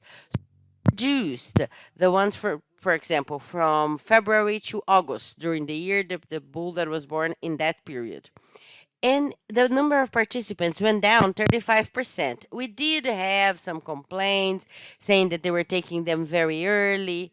And then we put the time frame from 15th of July and 15th of February in the following year. And the age or the reference is August 15, which is when we have the expo. So they all finish at 24 months in the end. So we have the relation, the roster of the candidates that were born in within this period of all the beef cattle that was participating, and they are the DECA ones, let's say Cid, Tabapuã. The father may be up to DECA 5, and Nelore it has to be DECA 2, but the individual always DECA 1. Yes, that's what we need to understand. First, the breeder participates of PMGZ, and in second place that the animal is DECA 1. So nowadays in the PMGZ evaluation, we are slash two. And in November, we give the list of the animals and the breeders receive. They identify the animals in the farm, and we suggest that they select the best animals that they have chosen. It's the filter of the farmer with their own team. They know the cattle much better than we do. And they do a bit of a different management. And then in February or March, the technician from ABCZ goes to the farm, registers the animal, and the animals they come to here in April. And then we have a new evaluation. Those animals that were DECA 1 and maybe moved to DECA 2 are accepted. If they go down to DECA 3, they're out. If it was a DECA 2 and became a DECA 1, they are also in the roster again. So it's a DECA 1 animal. Let's say the Cindy breed. They said we have to open a little more. They have identified individuals and it's a little bit more close. The lineage is a bit more close. They have asked us to open it up a little bit more, and we are discussing with them. Then we need to understand if we are using more semen of these bulls, and we have to also listen to the breeders and see what they want, right? Right. It's good to work helping the breeders, helping the breed itself, understanding that each breed is in a certain point. Some of them have greater volume and the variability is much greater. We are able to work more intensively. Others, however, are still beginning the selection work. Maybe they have started previously and they are intensifying now, so we have to provide support for them. So I think it's nice that you are able to deal with that in basically a personalized way with each breed. This relationship between the association and the breeders and other associations, being able to read the other side, understand their needs, and see what they want, where they want to get. And we are all in agreement here. We work and we try and do things for getting the best for the Zebu breed. We work with a lot of love just to reach that goal. Our satisfaction, the satisfaction of everyone who is here, is the same. We are all smiling. Our eyes are bright because our hearts are full of zebu. We are all, not only the ones sitting here, but the whole team that works in this house. I think we can say louder. We've been here for a while, right? Everyone works with a lot of love. And we end up overcoming the challenges that all the projects bring, that all departments have, especially due to the love that we have for looking, for watching the evolution of these breeds. Look at him. Ah, look at him. Look at his smile. He's Oh, I didn't come from the Zebu. I became a Zebu breeder, right? Oh, so you're very happy, right? Yes. I thought that the Zebu was not precocious enough. The carcass was not so good that it needed to be bred with exotic breeds to have a better production. But after we started to participate the history of ABCZ, that's something ABCZ allows us to do, we see that's different. Real life is a bit different. And real life has shown us that the zebu raising has changed the standard of Brazil. We have 522 years of colonization. Well, the first bovines arrived in about what 500 years ago, and zebu it was 140 years ago. So these things keep changing. This is a gift that Brazil has received, and the region of Uberaba that's very strong. The pioneers here in the beginning of the country. Today is hard to go to India. Imagine them at that time going to India to look for animals that would be brought here. Sometimes they would bring diseases with them, diseases that could even hinder the livestock raising of that time. Yes, they undertook such a wonderful risk, they took such a wonderful challenge. Some people sold their farm to be able to go to India and bring this genetic. And this genetic was proven in Brazil. In the 70s, Brazil was importing meat And after 2003, we became the greatest world exporters of beef. And so the importance of zebu and its breeding has increased in importance. And we have to talk about zebu quality meat. This year, we started the technical slaughtering with new breeds, and there is an index of total meat used, and zebu is the best in that criteria. So those pioneers, I don't think they would see that, would they? Or this is our chance. This was given to us so we could take it to another level. So the increase in livestock production, we see this in our work at Progenetics. We survey all the semen that was sold in auctions, in farms, and so on. And in Brazil, 55% of the cattle is not inseminated. Wow, imagine the day in which most of our herd is actually using breeder semen. Another action, and you asked about what's the work that we have to do ahead of us. We have a lot. We want to offer this genetics and democratize this genetic, create more offer. Now let's talk about progenetics. Sometimes once I was talking to the one of the directors of Emater here in Goiás. They wanted to develop work. They wanted to buy bulls, and I said, you don't need to. What you need to is put your team on the field to go to the farms, identify the buyers, identify the problems, bring the feedback after the sale, because the genetics will be provided by the associates of ABCZ. So this genetics in Brazil today was created, was carried out by the farmers. They produce the genetics and we use it. Could be with vectors, could be with artificial insemination.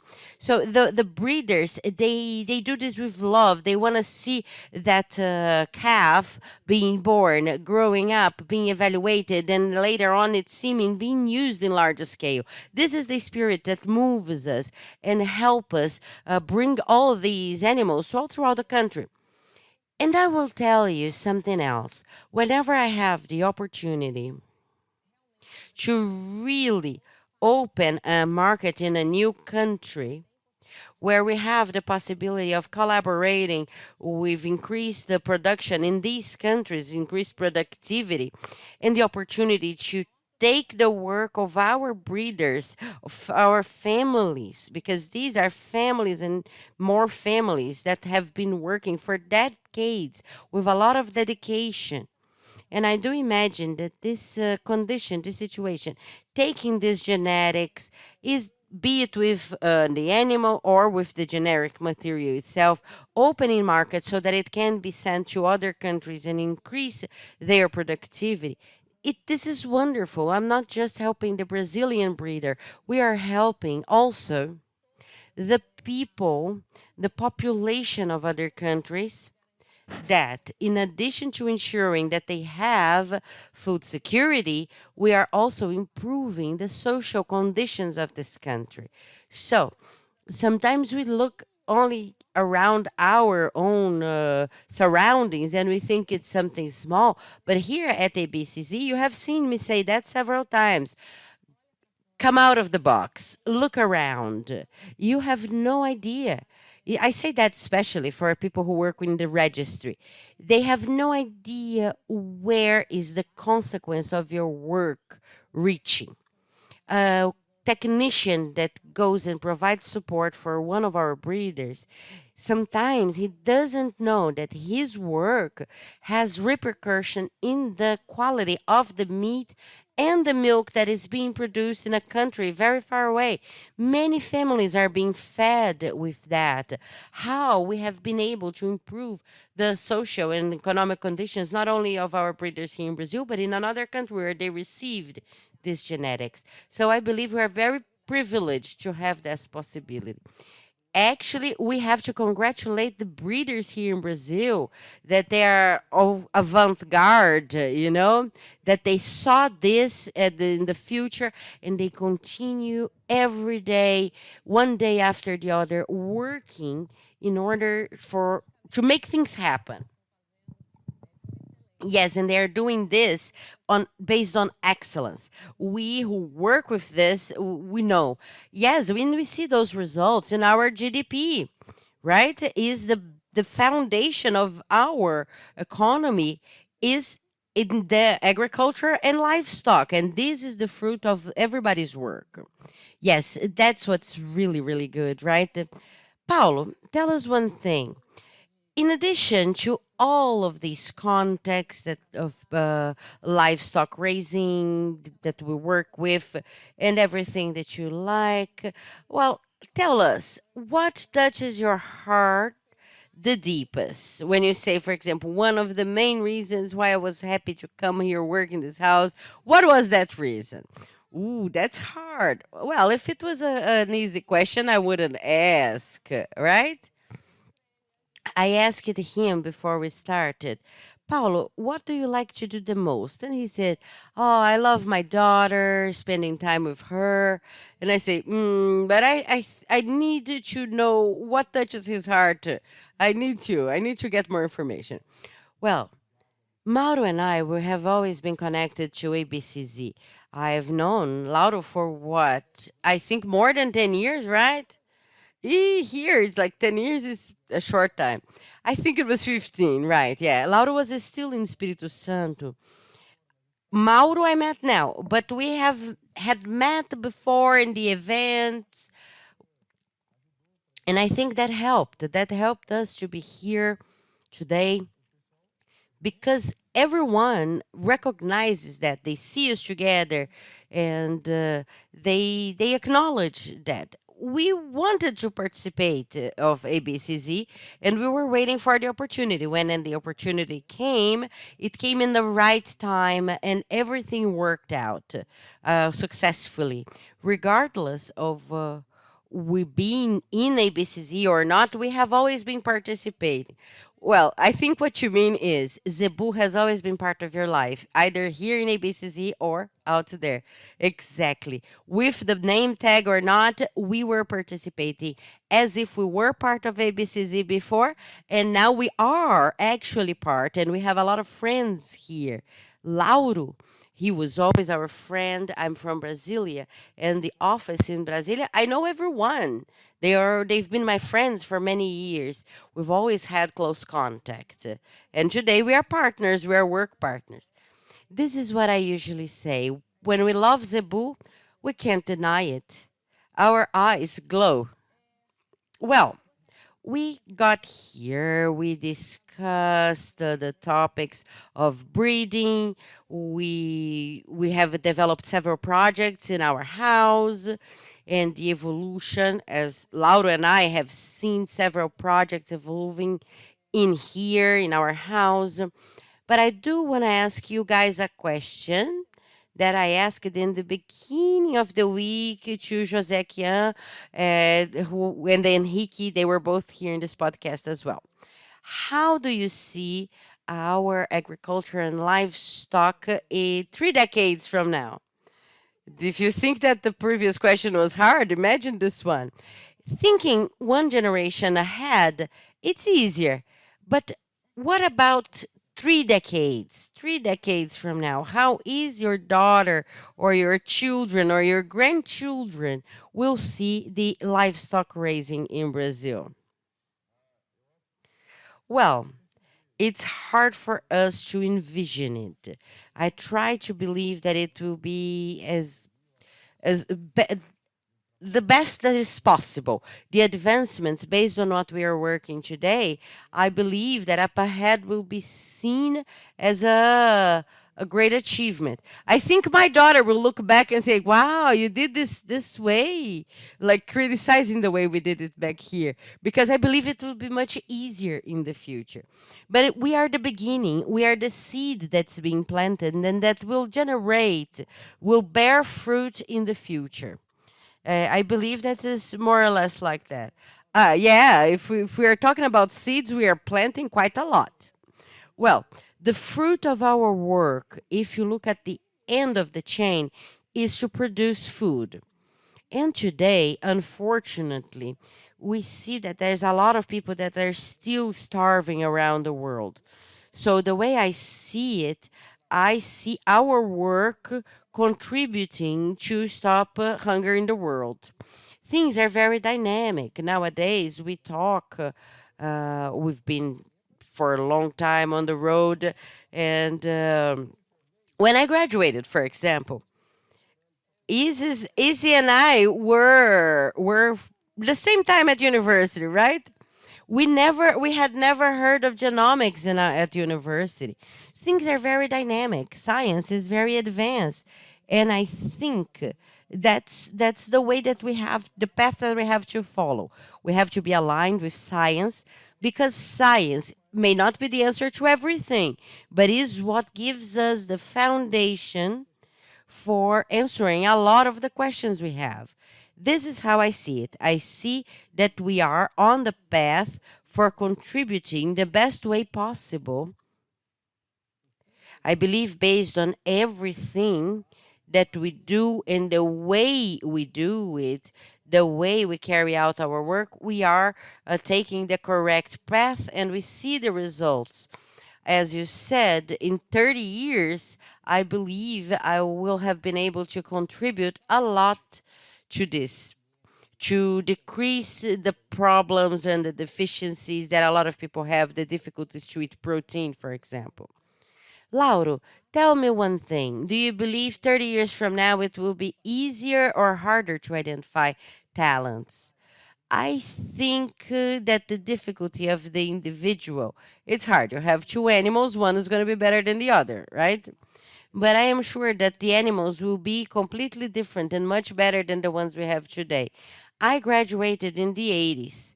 So when we were studying and looking for information, our literature was all from other countries. It was very poor. And now, when you look for papers about this area of agriculture and livestock, it has increased a lot.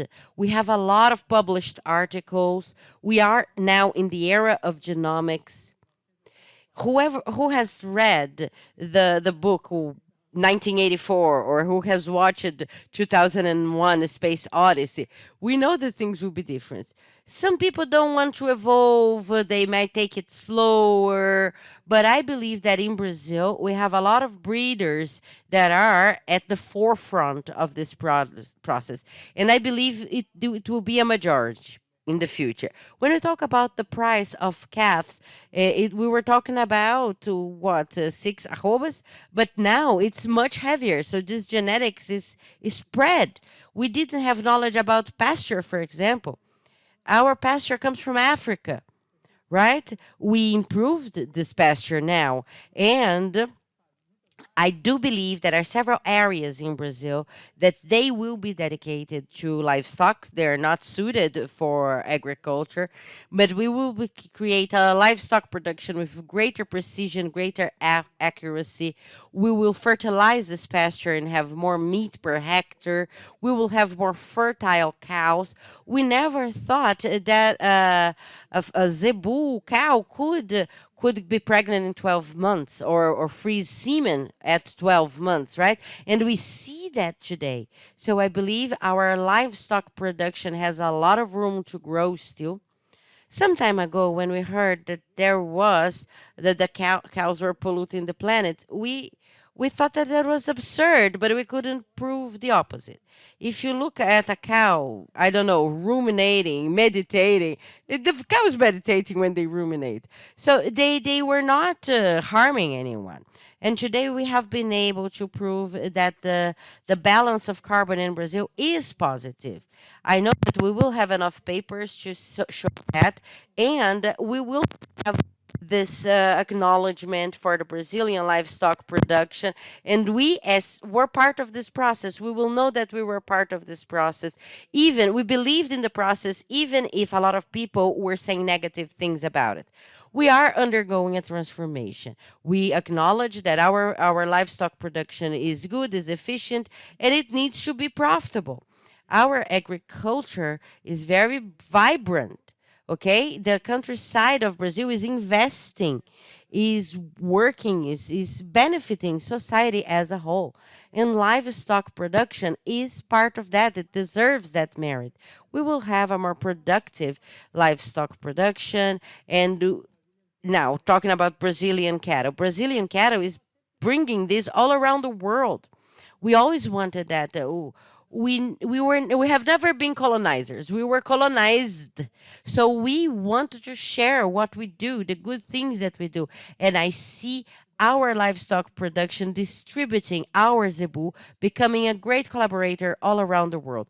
That's what we are. I always say that it's very good to work with partners. Today, the tropical countries all around the world are all our partners. It is together that we are going to feed the world. Brazil today has a certain potential that is acknowledged for being a step ahead, for having more time of research, for having been selecting Zebu for a long time. It's a gift that we received. But it's not just us. We have these other countries that are our partners. They are able to produce. And that's the best part, knowing that what we are producing here is not feeding just Brazil, is feeding the whole world. It's making the world go around, not here, but also in other countries, bringing better conditions for everyone. Lauro, you said one word that for me is one of the most important things when I think about livestock production, which is efficiency. I would like to know from each one of you, today and tomorrow, what is efficiency in livestock production, in your opinion? Well, I think Lauro commented, and you said as well.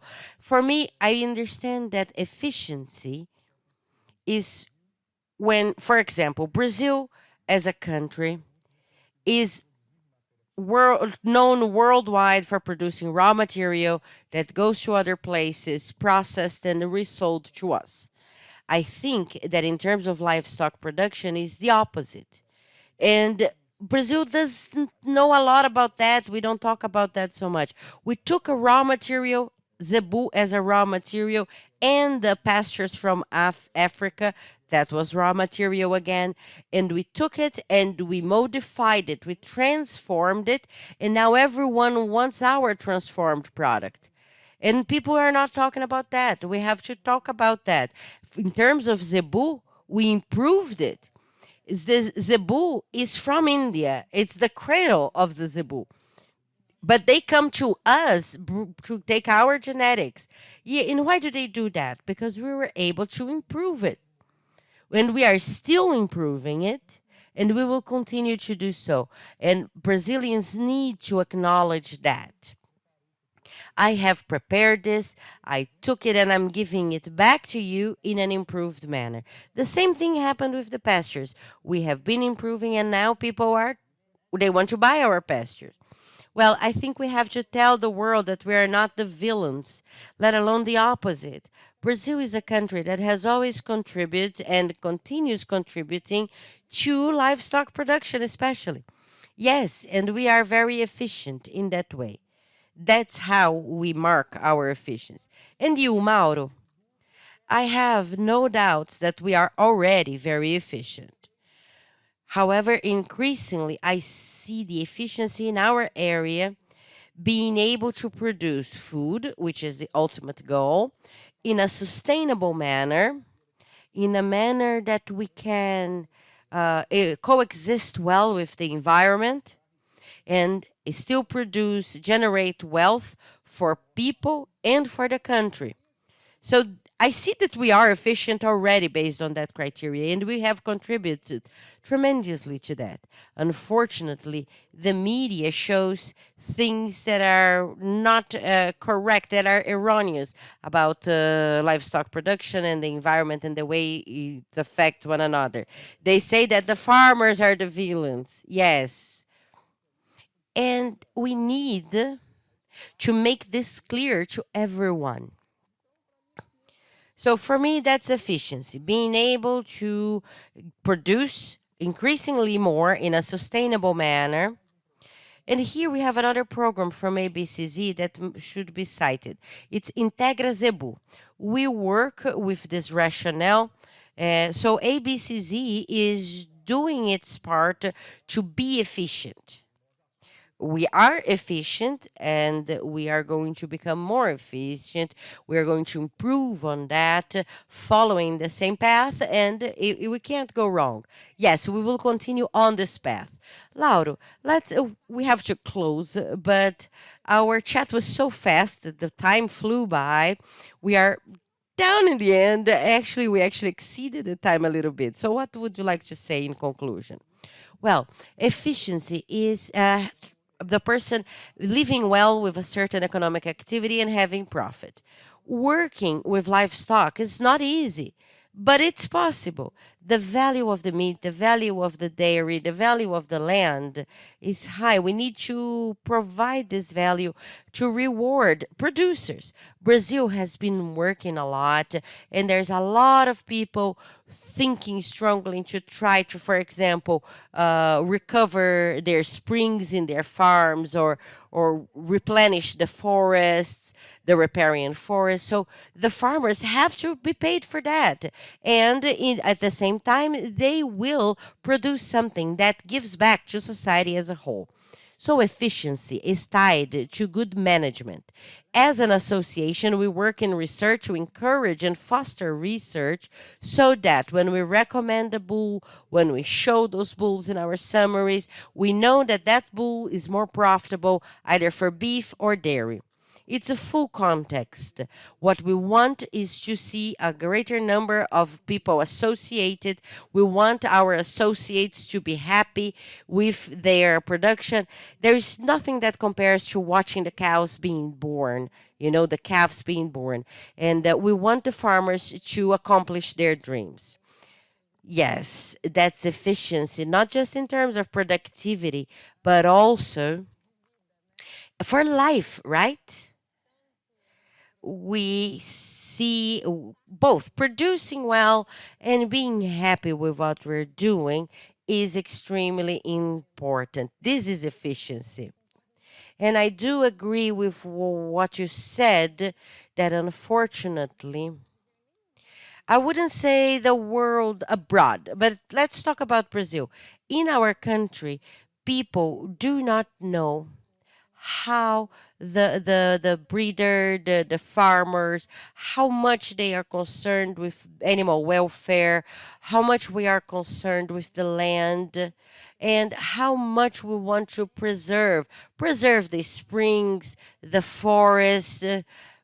Why? Because that's where the quality of our what we produce lie.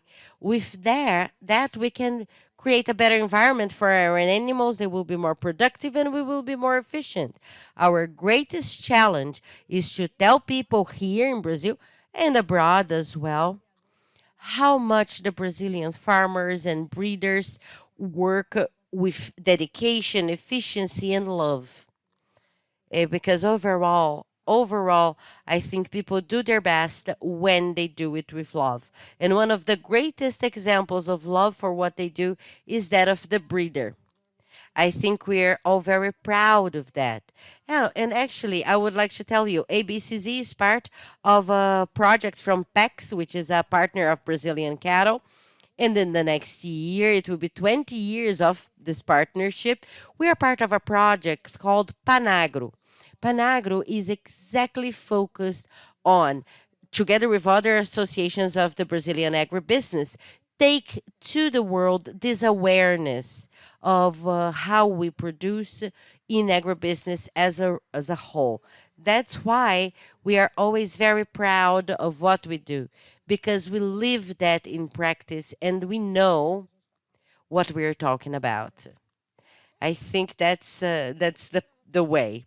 Well, guys, our time is up and our chat was wonderful. Time flew by us, but it was wonderful, especially to convey this message that the talents of livestock are revealed through these projects created by ABCZ. And this is how we can collaborate for the efficiency not only of today, but also of tomorrow, in that everyone all around Brazil can participate. And you are, whatever you are in the world, you can take advantage of these selected genetics and the talents that have been identified here through the semi embryos that are commercialized with the sanitary precautions all around the world. I would like to thank you all, not only for having accepted the invitation to be here in our first batch of podcasts, right? Everyone here is new to this, right? Everyone is new to the podcast format. But mostly, I would like to thank you for your work and your dedication in helping our breeders to become more efficient and produce even more. Thank you very much. And for you guys at home, I I I thank you for sharing your time with us, and I'll see you tomorrow. Bye bye.